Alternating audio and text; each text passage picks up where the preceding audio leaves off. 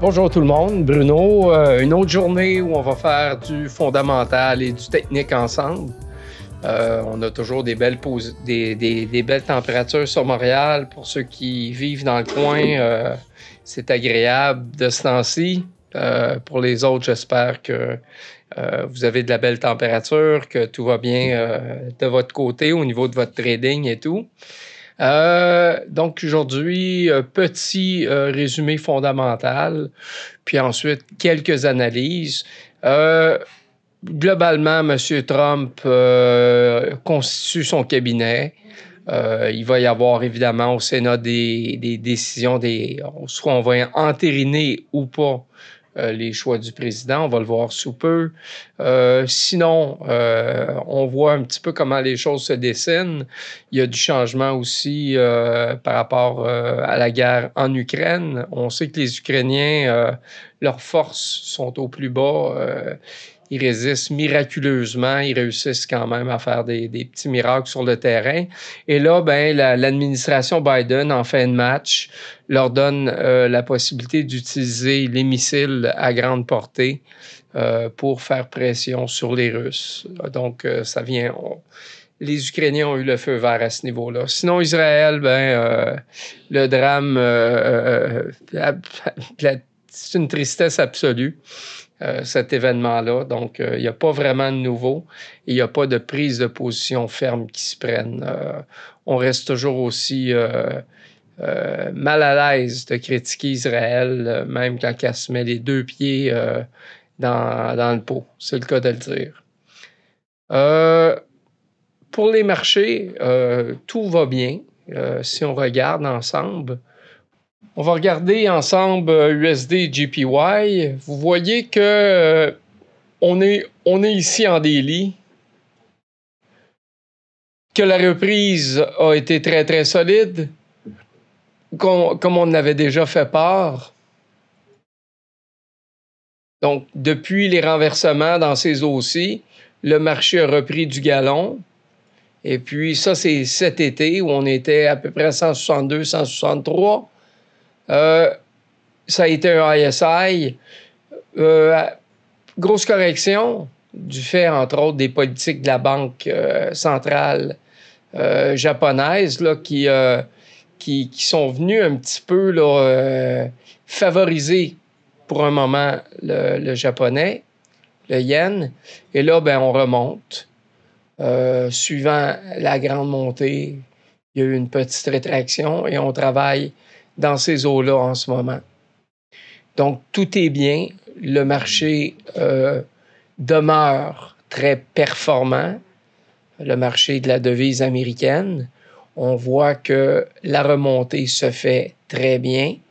Et la petite rétraction qu'on a eue dans les dernières heures, là, on fait des observations à 4 heures, ben, elle est temporaire. Ça ne veut pas dire qu'on ne peut pas descendre plus bas, mais ça veut dire que le marché nous a bien montré ici là, sa force. Et on voit un petit peu qu'il y a une rythmique dans cette progression-là. Il y a une cyclicité qui est comme évidente, là, qu'on peut voir de différentes façons. Il y a toujours sur le marché des patterns qui vont se créer du fait que ça monte ou que ça descend ou que ça range. Donc, évidemment, on va retrouver ce genre de configuration-là, c'est normal. Mais nous, en plus, on peut prendre une mesure pour essayer de comprendre comment ce marché-ci fonctionne en particulier. On a déjà vu un petit peu comment on procédait à ce niveau-là. On va regarder pour le fun Meta, puisque c'est un titre qu'on suit quand même sur une base régulière. Donc, ici aussi, on a atteint un ISI. Si on fait nos observations, on va se mettre en daily pour bien faire. Donc, à plusieurs reprises, on est venu travailler dans ces eaux-là. OK? Même la dernière fois, on a frappé un peu plus bas. Donc, il y a peut-être une forme d'essoufflement, là. Mais moi, je vois ça ici comme une bonne consolidation parce qu'il y a beaucoup de travail qui a été fait ici.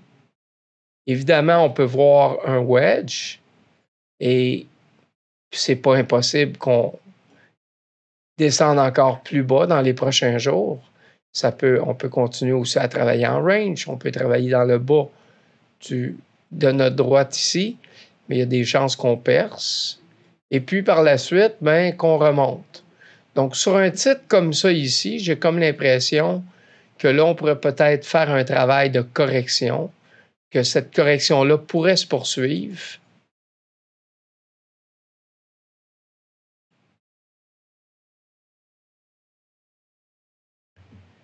On va regarder un peu le marché là sur une plus longue échelle. Donc, suivant la dernière grosse drop qu'il y avait eu sur Facebook, sur Metaverse, qu'on va situer ici, à partir de 2022, le titre qui avait descendu beaucoup dans les 88 est remonté pour aller atteindre des ISI et ça s'est fait un peu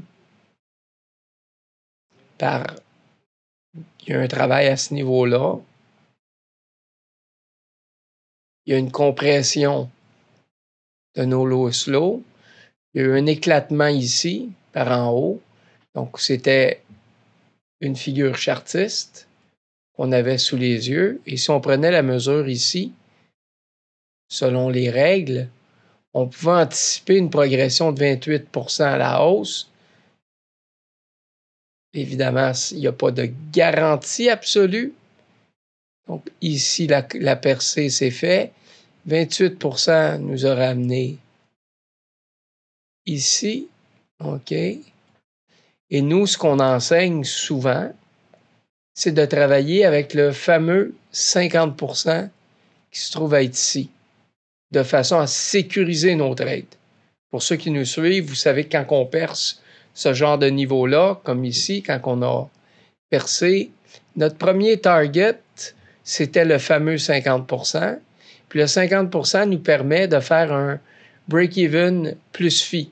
Donc là, si on avait travaillé en délit, on a travaillé en swing, on aurait notre stop loss à quelque part ici et on serait encore dans notre trade.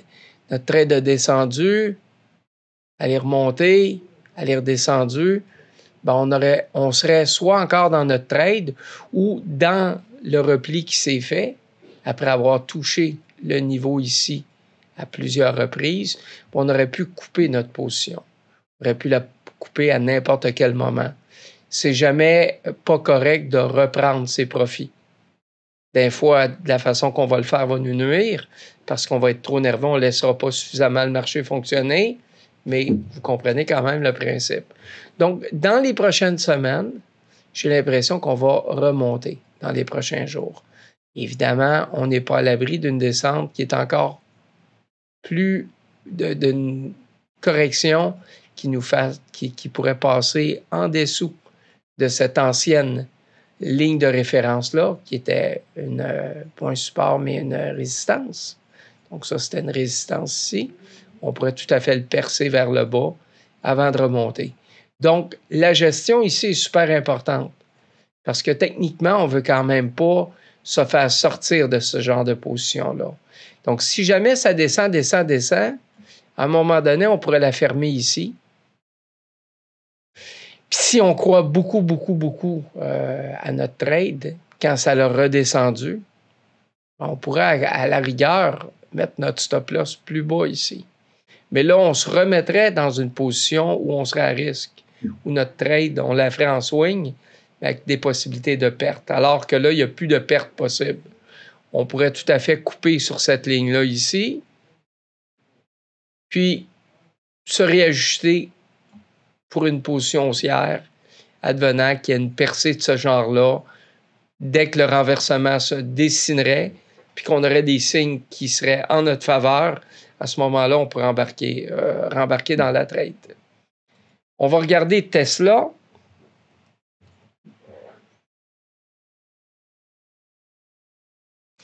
Donc, Tesla, très belle montée. On en a parlé l'autre fois. On ne reviendra pas sur ces détails-là. À l'heure, au moment où on se parle, on est en train de faire du price action. Tranquillement, là, on est dans les zones les plus élevées. Si on perce ça ici, il y a des fortes chances que le mouvement se poursuive.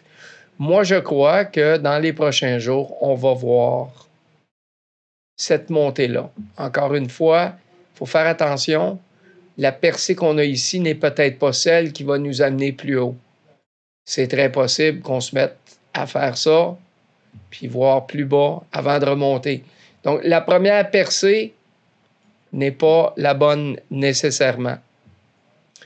Si je travaille sur un titre comme Tesla, je vais évidemment utiliser mes volumes mobiles. Je vais utiliser ma RSI, ma MACD, probablement mon ADX, ou je pourrais utiliser un autre outil. Je pourrais mettre aussi des moyennes mobiles. J'utiliserais probablement la 20 et la 200 pour faire un bon follow-up sur ce marché-là. Éventuellement, on va avoir l'occasion aussi de travailler avec les outils. Ce n'est pas notre dernière fois où on enregistre. On va pouvoir vous montrer ça tranquillement.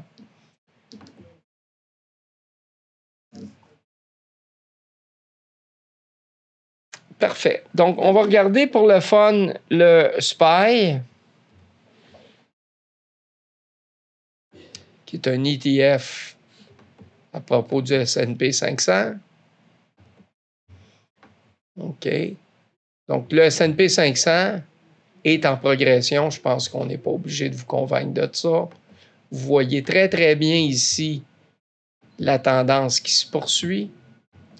Vous pouvez identifier assez rapidement entre les low slow, les ISI et les low slow les temps pour les séquences, les cycles. On en a eu un ici. On pourrait dire qu'on en a eu un ici, peut-être comme ça.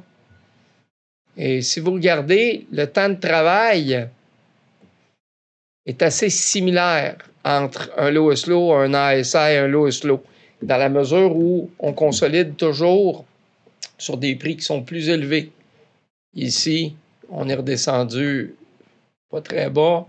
Si on est redescendu, est-ce que c'est terminé ici? Je ne le sais pas encore. Mais on voit un peu comment le marché fonctionne. Et là, si on est relancé, sur le plan technique, on pourrait penser qu'on va venir franchir ce niveau-là. Le marché s'y prête bien. Le contexte du marché s'y prête très, très bien. Donc, c'est un petit peu ce que je voulais voir avec vous. Aujourd'hui, c'est vraiment un brossage easy going. Je n'utilise pas plus d'outils que ça. C'est juste pour échanger avec vous. S'il y a des questions, vous savez où nous trouver. Vous pouvez communiquer avec nous. Faites-nous des commentaires. Puis, on va refaire dans les prochains jours, jeudi ou vendredi, une autre vidéo. Cette fois-ci, je me propose d'aller sur des titres qu'on n'a pas vus jusqu'à présent et de travailler un petit peu plus avec nos outils techniques, dont les moyennes mobiles. Je vous remercie beaucoup. Je vous souhaite une bonne journée. Faites-nous part, là, tous vos commentaires sont appréciés. Donc, on espère avoir de vos nouvelles. Profitez du beau temps. Salut! Merci d'être avec nous pour nos analyses hebdomadaires sur YouTube. Si vous aimez le contenu, faites-nous un thumbs up. Parlez-en à vos amis. On est aussi présentement sur Discord, c'est gratuit et on offre des analyses beaucoup plus poussées. On espère de vous revoir.